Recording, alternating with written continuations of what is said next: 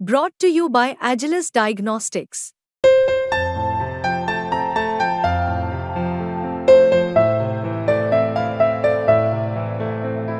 Agilus Diagnostics.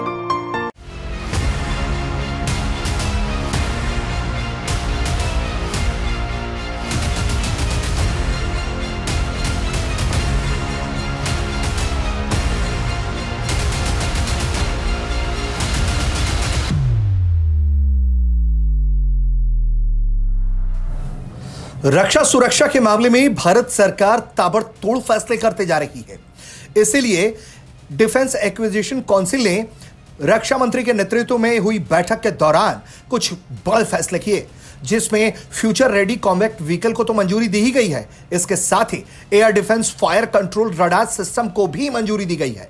Dornier 228 aircraft को मंजूरी दी गई है और इसके अलावा कोस्ट गार्ड की मजबूती के लिए नेक्स्ट जनरेशन फास्ट पेट्रोल और ऑफशोर पेट्रोल व्हीकल्स देने का ऐलान हो गया है। यानी कि इस तरह के तमाम अत्याधुनिक हथियार और सुविधाएं भारतीय सुरक्षा और रक्षा बलों को दी जाएंगी। जिस तरह से डिफेंस एक्विजिशन कमेटी ने यह फैसला किया है, इसमें कुल मंजूरी 1,44,716 करोड़ रुपए की दी गई है। जिस तरह से यह मंजूरी दी गई है, उसमें एक बात का यह जोर दिया गया है कि 99% इंडिजिनस सोर्स ही हो। इसके अलावा इस बात का भी जोर है कि ये भारत में निर्मित और डेवलप की गई हो और इसके साथ भारत में ही ये तैयार की गई हो। जिस तरह से यह मंजूरी दी गई है, उससे एक बात साफ है कि सुरक्षा और रक्षा बलों के लिए ताबड़तोड़ तरीके से फैसले हो रहे हैं और उन्हें अत्याधुनिक हथियारों के साथ संसाधनों से लैस किया जा रहा है।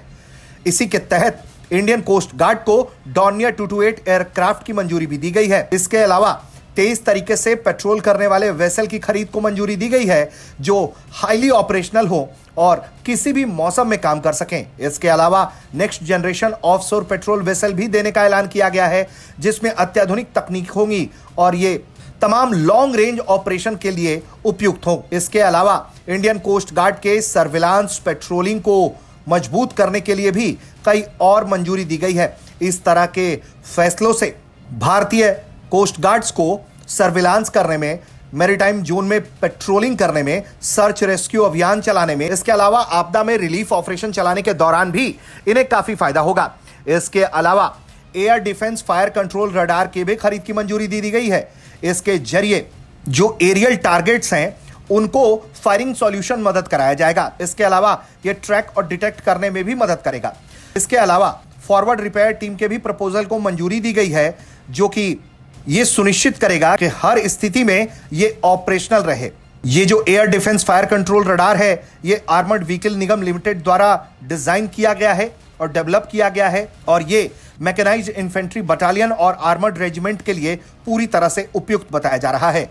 यानी कि जिस तरह से ताबड़तोड़ तरीके से हम बात करें FRCV की या फिर इसके पहले बंदूकों की खरीद की, तो ये साफ समझ में आ रहा है कि भारत चीन और पाकिस्तान से निपटने के अलावा अपनी सेना को अत्याधुनिक तकनीक से लैस कराने के लिए ताबड़तोड़ फैसले कर रहा है और उम्मीद ये की जा रही है कि इस तरह के अत्याधुनिक हथियारों के प्रोक्योरमेंट से भारतीय सेना और भारतीय सुरक्षा बल पूरी तरह से अत्याधुनिक तकनीक से लैस हो जाएंगे। ब्यूरो रिपोर्ट, भारत तक।